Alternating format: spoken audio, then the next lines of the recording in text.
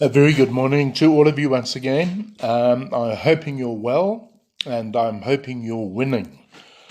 Could you please turn to Matthew's Gospel, chapter 6, Matthew chapter 6, and then we will go to James chapter 5.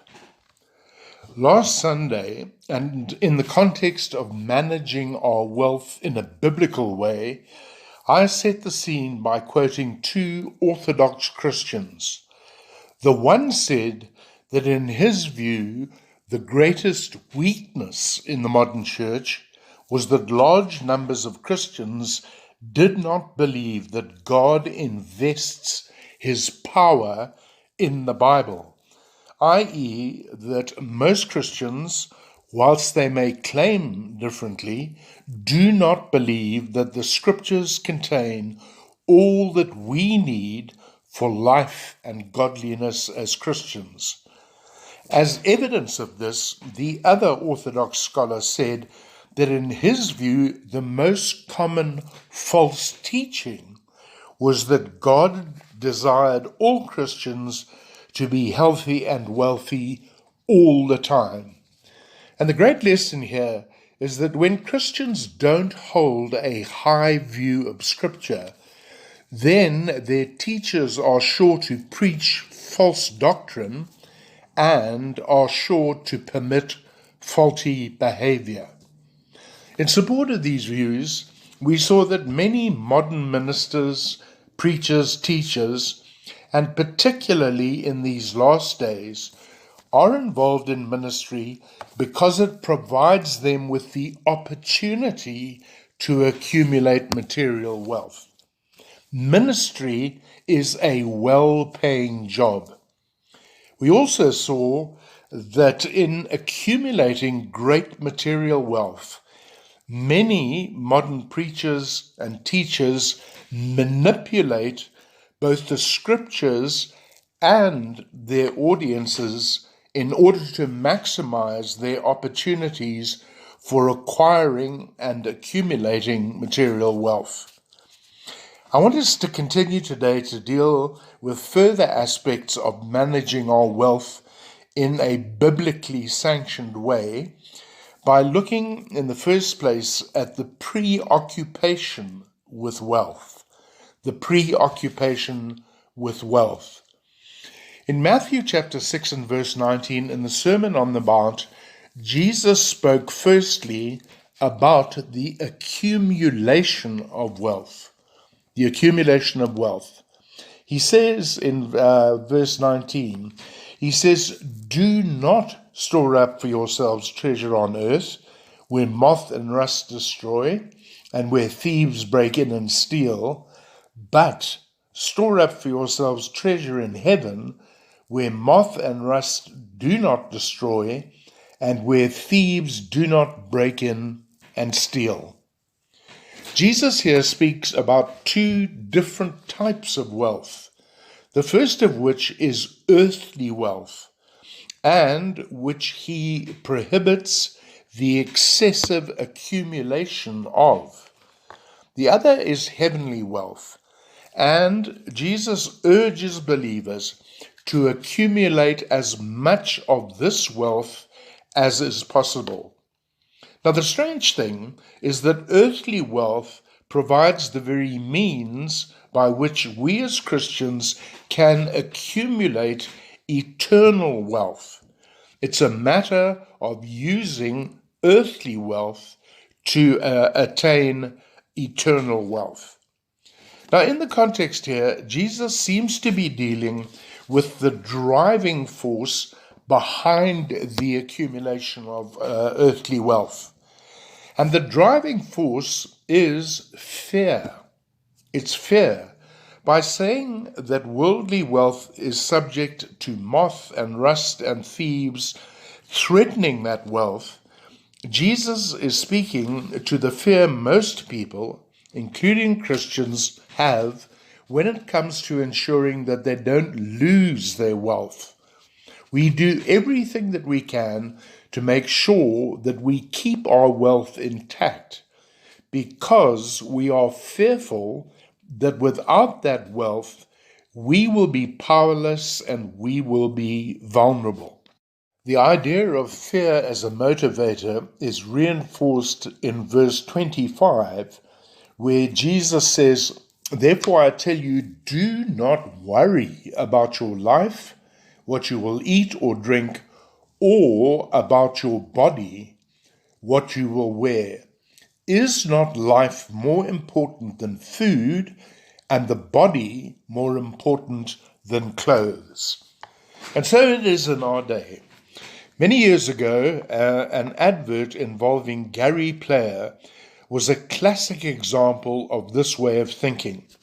He spoke about the three great pillars of wealth: money, property, and equity. And this is pretty much the way in which people manage their wealth in these days. Notice what is really going on here.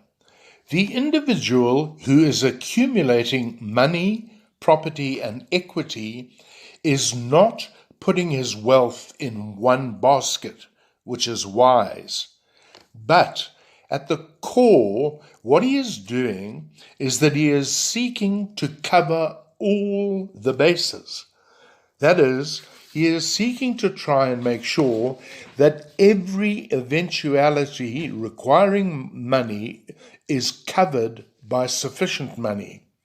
He considers how he might accumulate enough wealth that if he has to leave South Africa, he is sufficiently covered to afford to be able to live in another country. He makes plans to ensure that he has sufficient wealth to send his children to a private school. He makes sure that he has the most comprehensive medical aid so that he is always covered on that front. He makes sure that he has life assurance policies which ensure that should he die, his family will not have their standard of living altered downwards. Now, and just to be absolutely clear, most of the examples that I have quoted are considered perfectly wise and legitimate by the scriptures. The scriptures in Proverbs 12:11, for example, say, "He who works his land will have abundant food, but he who chases fantasies lacks judgment." And in Proverbs 14:23 it says, "All hard work brings a profit, but mere talk leads only to poverty." And in Romans 13:8 we are told, "Owe no one anything." In other words, don't get into debt, except the debt to love each other.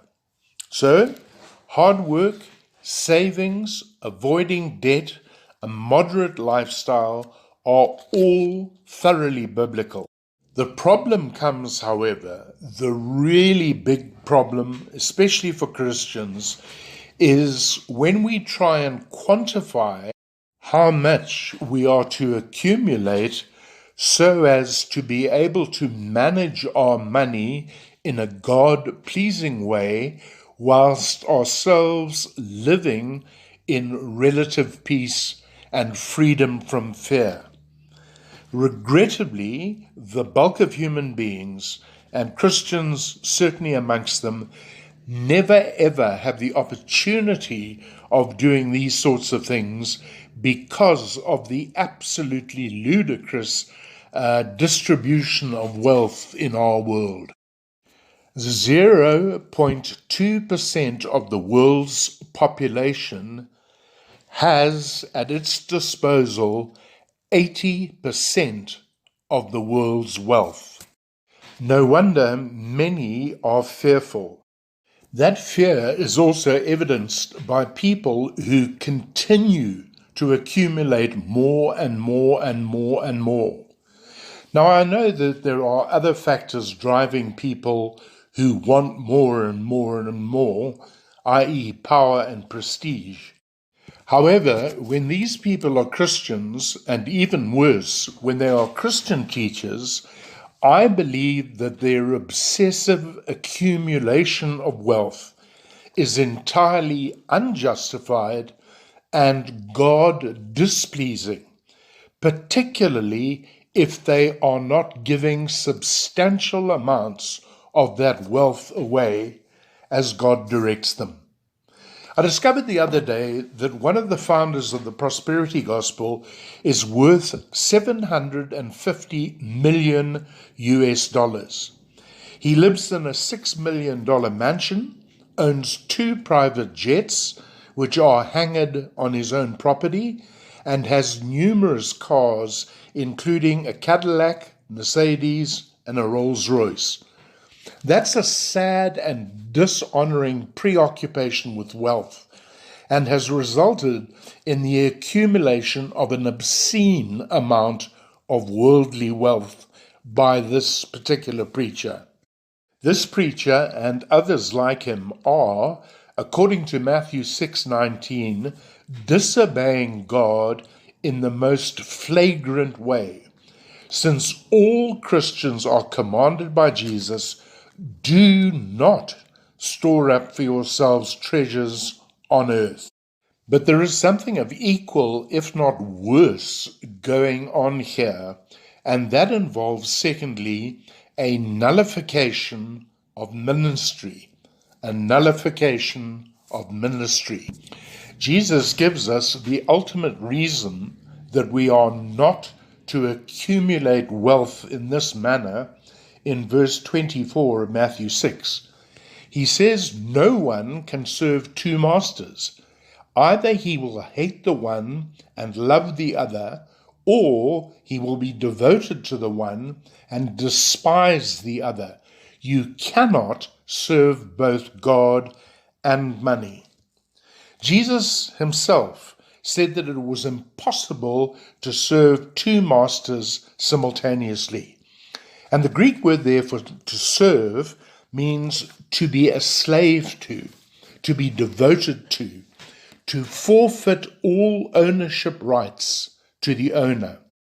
In a Christian context, a believer will love worldly wealth or heavenly wealth. It cannot be both simultaneously. And I want to make a bold but categorical statement as a result of this unchangeable fact revealed by Jesus. The ministry of an individual who consistently hoards worldly wealth and material wealth demonstrates a hatred for Jesus, and therefore forfeits any true value to their so-called ministry. I know that such individuals claim to love Jesus and to be serving him. However, Jesus says the exact opposite. He says, you hate me and you love money. If you hate me, then how can your so-called ministry for me be of any spiritual worth at all? Jesus says just that in Matthew 7:21 and following. He says, not everyone who says to me, Lord, Lord, will enter the kingdom of heaven, but only those who do the will of my Father who is in heaven. Many will say to me on that day, Lord, Lord, did we not prophesy in your name, and in your name drive out demons, and perform many miracles? Then I will tell them plainly, I never knew you. Away from me, you evildoers. This ought to be a shocking revelation to us as Christians. When men and women preach the so-called gospel, but are primarily involved in using it as the means of accumulating worldly wealth for themselves, they are considered evildoers by Jesus. They are really those who love money but hate Jesus. Now, I'm not suggesting in any way at all that we spend our lives trying to discern who loves Jesus and hates wealth and vice versa. But I am saying that those who are fixated on a prosperity gospel, we need to be cautious about embracing them and supporting their ministries.